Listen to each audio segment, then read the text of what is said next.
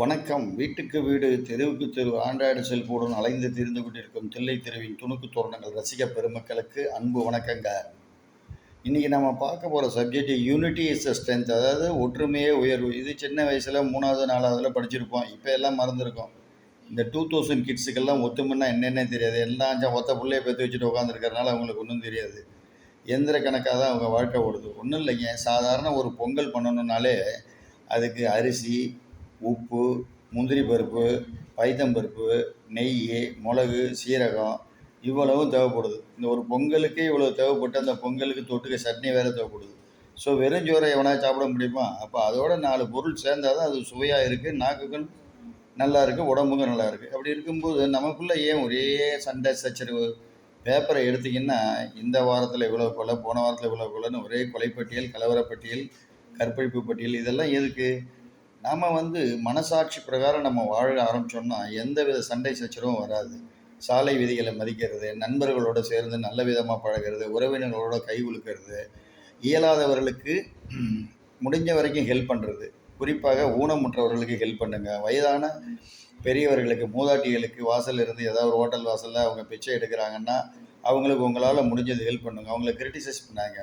அதுக்கடுத்து இந்த ஹோட்டல்ஸுக்கெல்லாம் போனால் சர்வருக்கெல்லாம் டிப்ஸ் கொடுங்க சார். அவங்க நல்ல விதமாக நமக்கு அன்பாக உபசரிக்கிறாங்க. அவங்களெல்லாம் ஒன்றும் மூஞ்சி சுரிக்காதீங்க. அதுக்கப்புறம் அந்த வாசலில் நிற்கிற ஹோட்டல் வாசலில் நிற்கிற செக்யூரிட்டிகளுக்கு ஏதாவது கொடுங்க சார். நீங்கள் கொடுக்குற ஒரு 10 ரூபா அவங்களுக்கு ரொம்ப ஹெல்ப்ஃபுல்லாக இருக்கும். 10 பேர் 10 ரூபா கொடுத்தீங்கன்னா 100 ரூபா. அன்றைக்கி அவன் வீட்டில் உல கொதிக்கும். அதனால் இவர்களுக்கெல்லாம் கொடுக்குறனால உங்களுடைய சொத்து, அதாவது ஆஸ்தி குறைஞ்சிட போகிறதில்ல.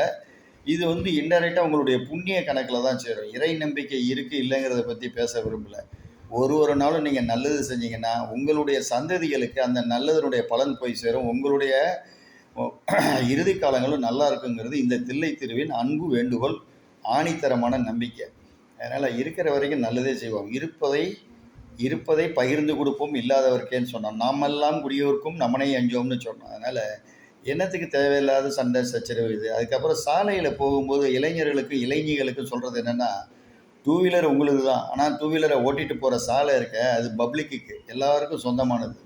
நம்மக்கிட்ட த்ராட்டல் இருக்குங்கிறதுக்காக ஆக்சிலேட்டர் அழுத்திக்கிட்டு போகலாம். ஆனால் அவ்வளோ வேகமாக போகிறது எங்கே போகணுன்னா கிரவுண்டில் ஓட்டணும்.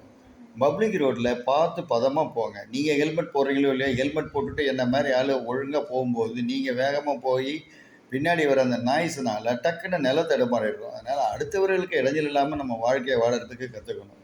கூடுமான வரைக்கும் அறிவை பயன்படுத்துங்கள், மனசாட்சி பிரகாரம் வாழுங்கள். மறுபடியும் அடுத்த காணொலியில் உங்களை மீண்டும் சந்திப்பான் இந்த தில்லை திரு. வணக்கம். வாழ்க வளமுடன்.